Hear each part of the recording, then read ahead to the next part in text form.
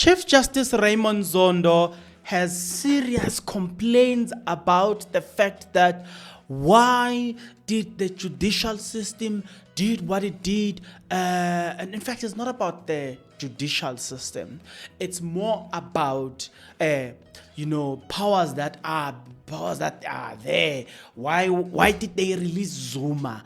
You kind of make you feel like the man wanted Zuma down. I'm going to have to share that Mashala Gogo has commented on that matter and say, let me clarify this for you. The reason for the ANC's party support fell to 39% is clear. They made a critical error here. This mistake has significantly implicated their standing. The ANC acted foolishly. Now, unfortunately, as of me talking to you, I could not get a clear understanding as to what does Mr. Machela Koko, what does he say? What exactly does he say? I have tried to write a comment there and say, please clarify or please elaborate. But at the time of me recording this video, he has not yet elaborated on that question. So, MK Party released a statement calling for, it's called lifestyle audit on judges.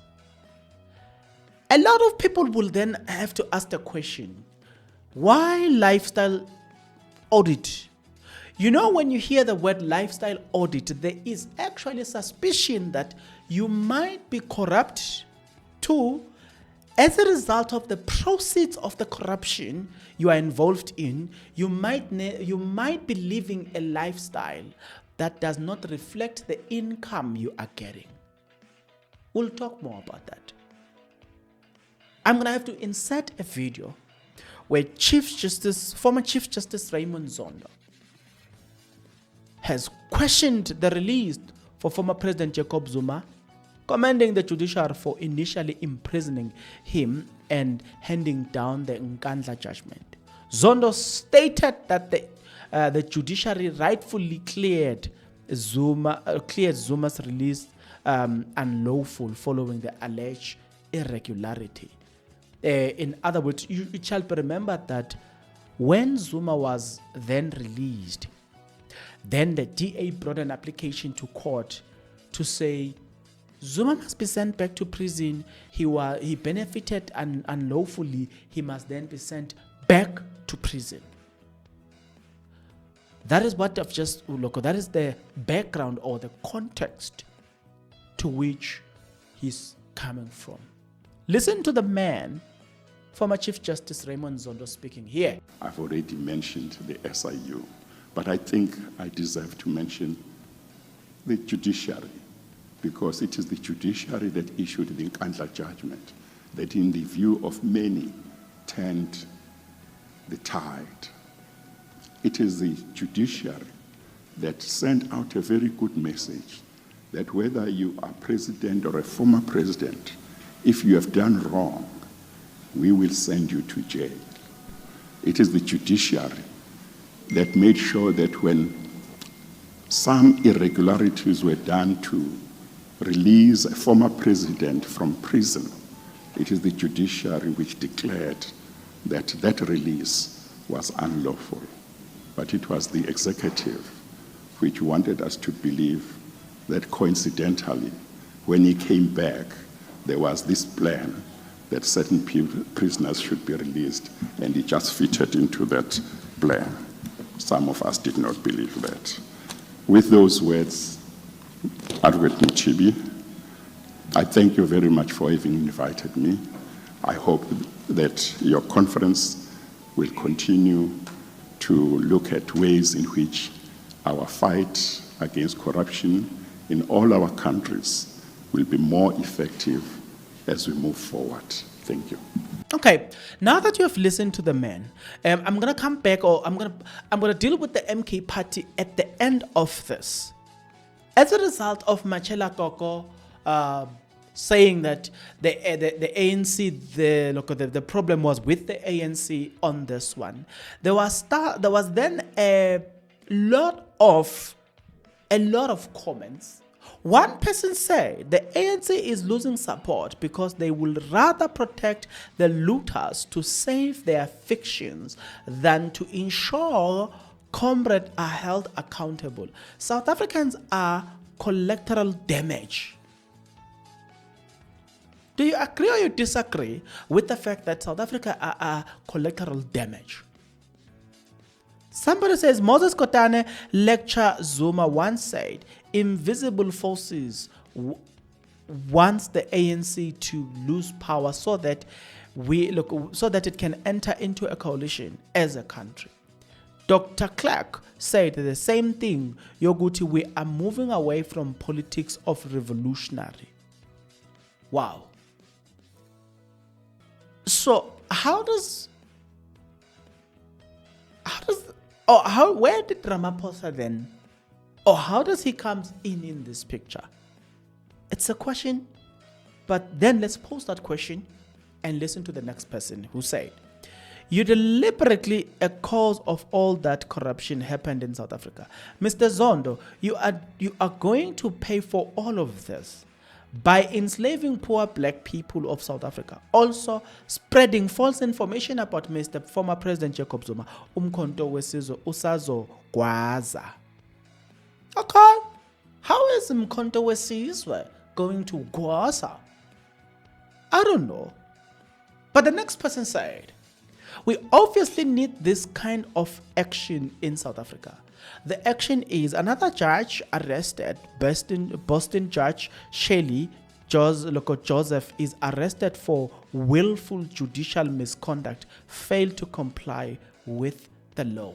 In other words, this person is saying, it would be nice for you, Mr. Raymond Zondo, to be arrested too.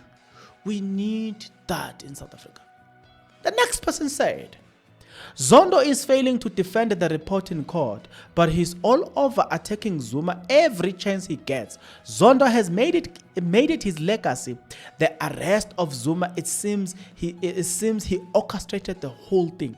The judiciary must be investigated. It would be nice, it would be nice to see this judicial being investigated. That would be nice. It would be nice. The next person says, trust me, one day, the same judiciary will come for Ramaphosa, whether you are a president or former president. The way Ramaphosa moves me, I kind of feel like, I don't think that man will ever account before law. I'm a man born and doesn't subject to correction. It's me. When Hloko was implicated by Brian Molefe on the movie called State Capture, he immediately adjourned the commission, citing some COVID that never existed. That is Judge Raymond Zondo, by the way. He was never interested to hear a certain side, and that is a fact. When you go back and you listen to the records, then you will realize this man was never interested on the other side. Nonetheless, let's read another comment. Another person said, this was mostly influenced by emotion and nearly collapsed the judicial with his decision. Yeah. Then the other person says, I'm honestly still not sure how president who was not responsible for the project get to be drawn to court over project that was done by Public Works. Yes, it was his home, but is Zuma qualified architect to draw the plan and provide security measures? Oh, interesting one. Another person asked the following. One AAN7 failed. TNA propaganda paper failed. Bogus union fails. Tribalism incitement failed. July project failed. Pep store regalia failed. Fake engineers failed. Destroying SARS failed. Pala independent panel equals to 14%. Hey, I'm not sure if I understand what this person is saying. The next one says, so he's talking about his gossip finding on the state capture. He's trying to He's trying to this state capture propaganda to his handlers in Stellenbosch. Okay. Somebody says useless Raymond Zondo just confirmed that the judicial is a political system and captured by the Stellenbosch mafia to oppress political liberators like President Jacob Zuma. A new constitution is needed. Well, that is how, and maybe that's what people are saying. On the 7th of May, MK Party released a statement, and in that statement, this is what they say. MK Party calls for immediate lifestyle audit and declaration of assets by judges. The transparency must extend to the judicial. The Umkhonto weSizwe Party is drawing a clear line in the stand that if members of parliament elected by people accountable to the public are required to declare their assets, then the same should apply to judges who wield immune constitutional power and influence over lives and freedom of the citizens of South Africa, especially for those who are the helpless poorest of the poor, who cannot afford to pay for expensive lawyers. Therefore, judges must be held to even higher standard of scrutiny and criticism in society. That is basically quite interesting. The concept of transparency, and I don't know who will oppose this. I mean, it's a method of declaring, right? It shouldn't be a big deal, ne? I honestly think so, that the proposal from MK Party should not be a big deal. But let's continue. They say, South Africa cannot afford to have a judicial that is shielded from the same transparency expected of others, others arms of state. Judges are not invisible, but humans and prone like all of us to error, influence, including even bias, whether conscious or otherwise.